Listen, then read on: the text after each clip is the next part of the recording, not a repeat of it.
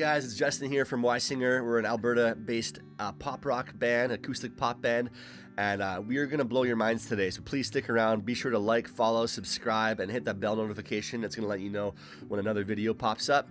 I'm going to do more of this kind of style video because it's just really fun and engaging and vulnerable and real. So we're going to talk today about a slight mindset. I can't say that word. Mindset shift for indie artists that are up and coming and want to break in and want to build their fan base. A slight shift in your thinking that could potentially have the power to change everything for you overnight.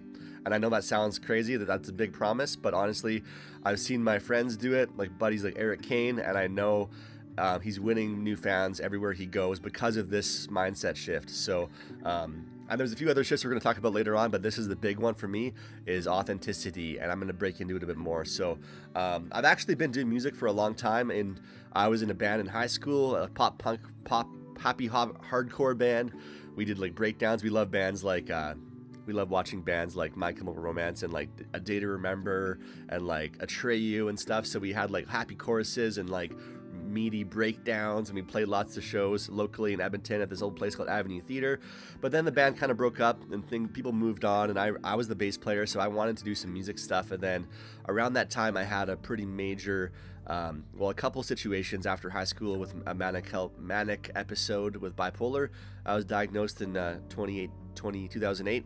And then fast forwarding to 2012, I was in a bad car wreck surrounding a manic episode. I nearly died more than once within like a 1 hour period. Crazy car wreck near Jasper, Alberta. I'll cut through that right now, but I ended up at Alberta Hospital and heavily medicated and feeling ashamed and embarrassed and confused, and like nobody understood what I was going through. So I did a lot of songwriting in that time to really process that pain, and even the loss of a dear family member, a cousin that we were close to.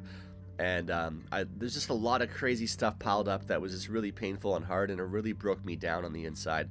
So I picked up my journal and figured out how to play some guitar. I taught myself chords, taught myself to kind of finger pick and everything, and journaled away.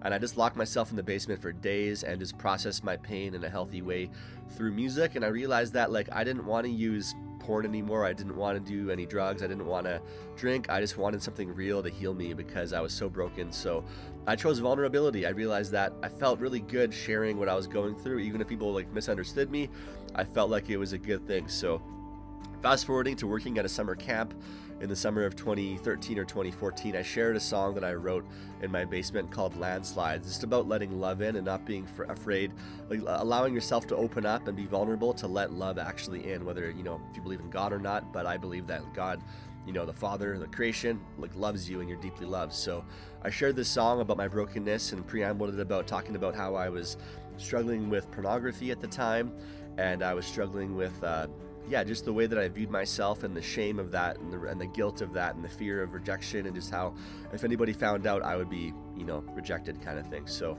I risked vulnerability in that moment, and after the song played, after I played it, this kid ran up to me like crying, and I kind of saw him walk off during the song around the back of the benches, the bleachers at the campfire, and he came back crying and he hugged me for like 5 minutes and said like, man, that song meant so much to me. That was really something amazing, and that was really powerful, and it just really spoke to me, and it's kind of exactly what I've been going through. So in that moment I realized that vulnerability seems to be, and just being authentic in your music and being authentic with who you are, sharing your story, a lot of people can relate to that kind of stuff, right? They love, I think a lot of people who choose to be authentic online don't come across as a sales pitchy and that kind of thing, and we really want to connect, we want to follow their journey, and we want what they have, so as much as social media feels a lot of the time like a highlight reel, I don't think it should be. I think we should actually exemplify and share the real you. So that I apologize for not being authentic for a long time. I think I've fallen into the victim of being, just a highlight reel promoter, and like the game of like, oh, our band's doing better than yours, and kind of treating it like a competition, because as artists, the only competition we truly have is between us and the mirror each morning, right? I don't see my buddy Eric as competition or anybody else up and coming, and it's hard, because we're all kind of pursuing a similar thing. But what if we all pursued that? We want people to feel more love and more joy. What if our end goal wasn't to make a ton of money, what if our end goal was to find meaning and purpose? And I think authenticity is a really powerful avenue to find that purpose and to make it last a long time, because I think a lot of artists can burn out because they feel like they don't understand what their purpose is in music. They thought that they wanted to get rich, they thought they wanted a billion streams, but what they actually really wanted was to be heard and to be known and to be seen. And I think people don't go to live music to just be entertained. They go to see a deeper version of themselves that they've been missing and longing to speak with and longing to experience, right? They go to experience community and connection and to see the universe experiencing itself in a way. So yeah, don't be afraid to let your guard down as an artist, whether that means, unplugging the amp, picking up the acoustic guitar, making the drummer like my wife Chelsea does for this tour, playing the cajon, playing some shakers, stripping down your set, cutting out all the BS, honestly. I was really nervous to do that on this tour because we don't have the opportunity to have drums, and we couldn't afford to have our two guitarists, Daniel and his nephew Brody, on tour with us. It would have been crazy. It would have overblown Eric's set because he's doing acoustic pop or acoustic with his singer-songwriter kind of vibe. So it would have overblown that, but I feel I've actually been really authentic the last couple of years because I just want things to be perfect and polished. I want to be impressive. I want it to be viewed as like, wow, Justin's really amazing. His songs are so catchy, and which they, I think they really are. But I think the productions on our songs got bigger and bigger and more complicated and louder and more kind of obnoxious. And, a lot of people say it's like kind of cringy, I guess, which is fine. But I'm realizing while we're on this tour in the middle of it right now, I don't want to be really just add more noise to the spectrum. There's a lot of noisy artists and stuff, and I get it. Like I love playing for kids and rocking out, and I don't think we'll ever stop doing that in some cases, but I really love stripping things down. I love the connection. I love the storytelling. I love not having to be fake and put on a show, and it's kind of fun to do that because people don't really know how much you care until they know how much you care, right? Like, I honestly want to have a show someday, and probably on our fall tour, the Authenticity Tour or something like that, where we'll do acoustic sets and maybe have a couple tracks and a few songs. But I want to have room and space for people in the audience to have their song told and their story told. So like, I want to leave like a 20-minute gap at the end of the show. And this is me being accountable here. So I'm saying this because I want to do it, but now I'm locked in. I have to do it. I want to have a portion of the show between like sets or whatever, like during the intermission, where people can come up to the mic and they can share what's going on in their mind, what the song meant to them, what they're going through, what trauma they're trying to overcome, what fears they're trying to overcome, and let them talk. Let 5 or 6 people talk, and then they realize that I'm not there to perform. I'm there to experience joy. I'm there to be accepted. And just honestly, for me, I'm learning that music is just a way to bring people together. I find, some people gather in the church setting, they gather around the Bible or around the stories of Jesus and stuff, which is great, or other religions. But like, I honestly just want a really good excuse to bring a lot of strangers, a lot of friends, a lot of broken people together and just heal together, So music is honestly just not the main thing. It's kind of the side thing, but it is the thing that brings people together in the best ways I've seen in human history and in cultures across the world, right? So artistry should really be about healing the world. And it should be relatable, it should be engaging, and it should be authentic, right? And I find I've kind of been faking it a little bit, not really being that authentic, and having all the backing tracks and the loud drums and the guitar solos. It's a lot of fun, but it's very chauvinistic in a way, It's very kind of a little cocky and maybe prideful. So I've been really enjoying literally being stripped down to simply an acoustic guitar and some percussion, and my voice has been really vulnerable, and it's created a lot of space to tell some stories about songs, and it's just been really beautiful and fun. And we've had some great feedback. I know in Saskatoon at our show, we had a fan or two that had just seen us for the first time that night, and we only played for 25 minutes or so, and they were really moved, and they were crying after one of the songs and said that this really impacted them, and I was blown away. And I'd really longed for that connection with fans, and I felt like we haven't really had that. People have had fun at our shows because, our brand is music for fun people. But, I think being authentic can be fun too. And honestly, letting your guard down can be so fun and relatable. And I don't want to alienate our audience either. Don't alienate your audience. So I think as much as people really want to have fun and jump around, some people just want to be seen and heard. And they want to be like, wow, that's me too. That I went through that. I went through sexual abuse as a kid. I went through this, and coming back forward to that vulnerability thing, on our new record, the last full song on the record is called Dear Trauma, and I'm going to add the pre-save link in the description here as soon as it comes out.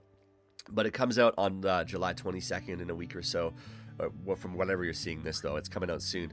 And the song I don't leave really any stone unturned from my childhood, from like struggles with like sexual abuse as a kid from neighbors and babysitters and that kind of thing, and parents screaming in the car and like fighting growing up, and my dad leaving for a few years in junior high and lying to my friends about it. There's just so many things. I kind of leave no stone unturned, and I had a family member talk to me about it, and they're just like, hey, like, should you release that, because it's kind of edgy and like kind of raw, and I feel like the reason I need to release that and be authentic is because there's a lot of people hiding in shame and guilt and confusion from past traumas from their childhood and their adolescent years. They need somebody to be like, that I can relate to that, and now I have the courage to speak out. I have the courage to share what I've been going through. And we had a fan who I won't name or anything message me online that they had heard the song Dear Trauma. They had picked up one of our CDs, which we have the CD out right now. If you want to get one, it's in our store, ysingermusic.com. It's the only plug I'll do.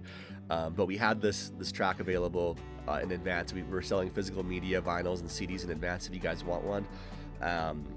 Just to kind of front run Spotify. I don't love how Spotify doesn't pay artists, and now they're planning to like do AI weaponry and use the profits they've stolen from artists to have Terminator reality in a few years, which really sucks. So I'm still mentally processing what I'm going to do, because Spotify has been a main platform for us. But this fan messaged me on our band account and just said how that Dear Trauma song really impacted them, because when they were a young person in junior high, their father took their own life, and they died to suicide, and they hadn't really told many people, and I can't imagine what that person went through. I've never experienced that, but I have lost friends to suicide over the years, and I can't imagine the depths of pain and the shame and the embarrassment, or just the raw brokenness that somebody would experience that goes through that. So that was kind of an indicator to me, like that a situation at the camp 12 years ago, about the song impacting that kid, that I have to be vulnerable, I have to be real, I have to be relatable,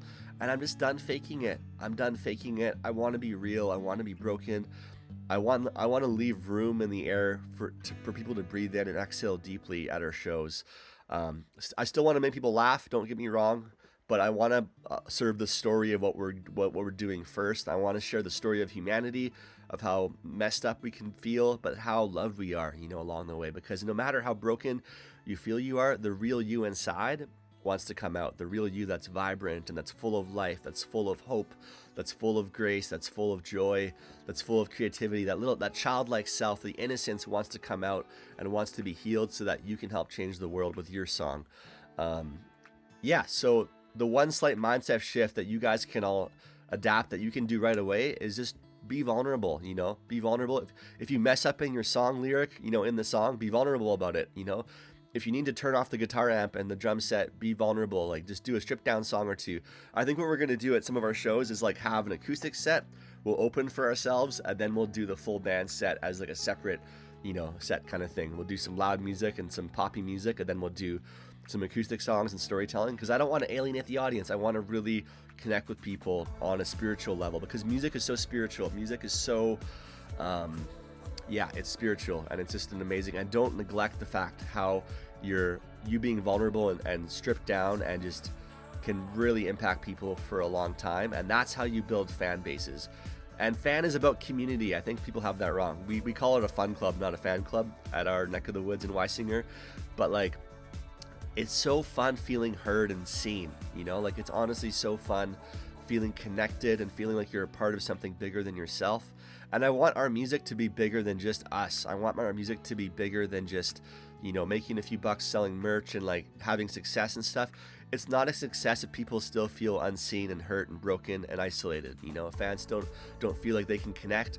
And you're going to grow that fan base, that community. What I'm talking about is if you're going to be vulnerable and open and willing to be seen and heard for the real you, being authentic, practicing brokenness, and allowing your music to heal the world. So I hope that connects with you. It's really been a huge mindset shift, because once we did that, we saw people coming to our merch table to chat more. They really wanted to know our story more. They wanted to chat with us. They wanted to share their story. They wanted to buy merch. They wanted to connect afterwards. They wanted to do a Zoom call afterwards. And like, we really feel like we're building a bit of a community around our music now, because we've chosen to be vulnerable and strip things down and get back to the basics, and just not allowing to be fake, allowing to be raw and real and seen and authentic. And I'm okay, honestly. I cried a bit at Saskatoon. I cried a bit on stage because of the story of losing a friend to suicide a few years ago, and having that Need Someone song about it. And it's just so cool. So see how your songs translate acoustically. Lots of ours do really well. And know that your soul, your soul and your spirit is what comes out when you're singing. So allow room for that soul, for that vibrancy to come out. So I'm going to wrap it up here, but this is just the cool mindset shift, and it's really honestly done wonders for us, for me and Chelsea, and it's been so much fun, and I can't wait for the shows coming up, because I know people are going to be impacted by it. They're going to be impacted by Eric's stories of losing his brother. They're going to be impacted by our stories of mental health and vulnerability. And yeah, let your music heal the world, guys. I love you. Take care. We'll see you in the next one.